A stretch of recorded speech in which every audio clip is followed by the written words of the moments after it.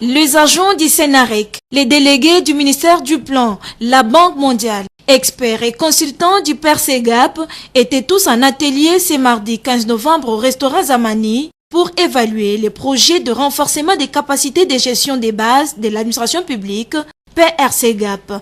Mis en œuvre depuis juillet 2011, il ressort de cette évaluation que le PERSEGAP connaît des avancées significatives malgré quelques difficultés, comme nous le précise ici le coordonnateur du PERSEGAP, Constant Moudekereza. Le projet PERSEGAP a été un des meilleurs projets jamais réalisés en RDC, dans la mesure où 100% des indicateurs ont été atteints. Nous avons dépassé les 90% de décaissement. Nous avons utilisé à bon escient les fonds qui nous ont été donnés pour faire la formation des agents et fonctionnaires de l'administration publique.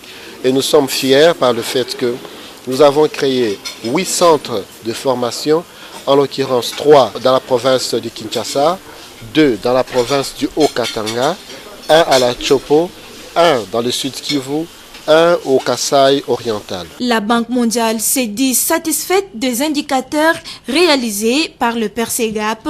Klaus Tecker. Globalement, jusque maintenant, on a vu beaucoup de succès au niveau du projet.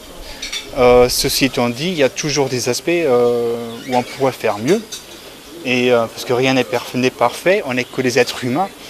Et voilà, donc il y a certainement des aspects où on a appris en cours de projet ce qu'on pourrait faire mieux. Pour le ministère du Plan, le PERSEGAP doit se poursuivre. Le ministère du Plan est plus que satisfait du bilan à la fin du projet et que le ministère souhaitait que le projet continue en vue de sa consolidation.